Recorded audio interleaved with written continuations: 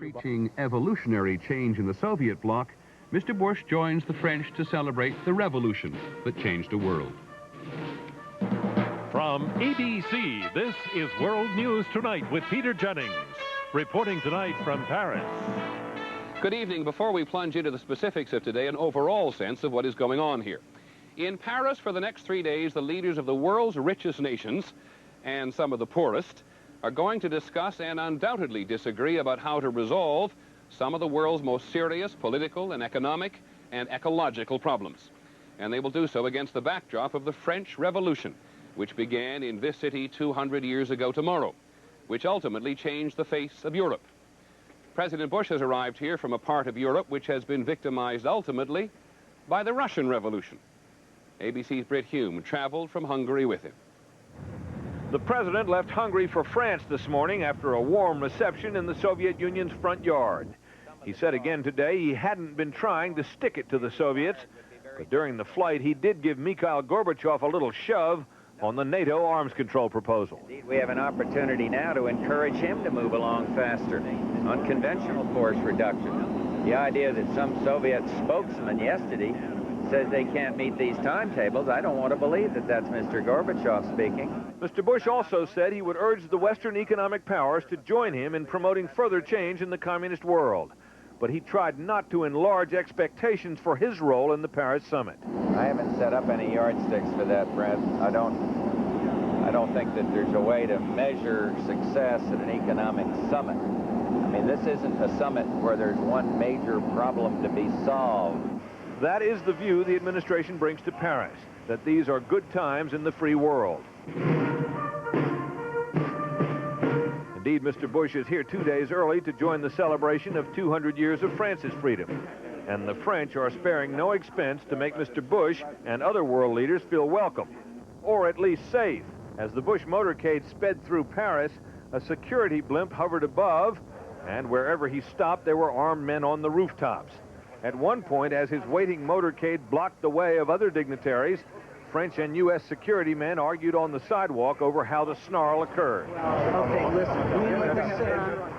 None of this seemed to detract from the festivities to which the U.S. added today by giving back to France, at least for a week, the key to the historic Bastille fortress stormed at the outset of the French Revolution. The French gave it to George Washington in 1790. President Mitterrand seemed glad to have it back, if only temporarily. This is the easy part of the Bush visit, falling between the diplomatically delicate visits behind the Iron Curtain and the weighty, if friendly, negotiations this weekend over economics. Britt Hume, ABC News, Paris. With the enormous concentration of political power here in Paris, it is clear to everyone that President Mitterrand is trying to get a dialogue going between the very rich and the very much less fortunate. There has always been resistance to this all-at-one-table idea from the U.S., as well as some of the other richer nations. So once again, as Pierre Salinger reports tonight, the developing countries are complaining. The leaders of the 7 richest industrialized nations of the world are here for another summit, a private club they formed 15 years ago. But French President François Mitterrand is recreating the spirit of the French Revolution by surrounding the 7 rich leaders with 25 leaders from poor third world countries. Tomorrow, the leaders of the 7 rich nations will become an exclusive club again, meeting alone here at the new pyramid of the Louvre Museum. And many of the third world chiefs of state not invited to the summit are unhappy. They don't think their concerns will be addressed. What is regrettable is that we are not able on this occasion to have a small summit meeting of both types of countries, North, South, the rich and the poor countries. Indian Prime Minister Rajiv Gandhi agrees. He believes that it is vital that the developing nations be included at economic summits. Late today, Egyptian leader Hosni Mubarak joined Gandhi in calling on President Mitterrand to organize a special summit between the 7 and the third world countries as soon as possible. Mitterrand has indicated he favors the idea. But other Western leaders, like British Prime Minister Thatcher, are unlikely to agree to the proposal. They prefer to deal with the $1.3 trillion third world debt problem on a nation-by-nation basis, rather than at a large round table. The third world countries are once again putting heavy pressure on the 7 to solve the debt problem, hinting once again that if they do not, they will stop paying off their loans. There does seem to be a consensus among the 7 nations to support President Bush and ease the debt payments of Poland and Hungary, giving those nations a better chance to deal with their serious economic problems. Pierre Salinger, ABC News, Paris. One thing about the French, they do intend to mix their business here this weekend with pleasure. As a companion effort to the economic summit, they've invited all the other countries to help them really celebrate the bicentennial of their revolution. That's the German Chancellor, the Pakistani Prime Minister. There is so much festivity here for the next 3 days that some of France's most cynical citizens, namely Parisians, have packed their bags and fled.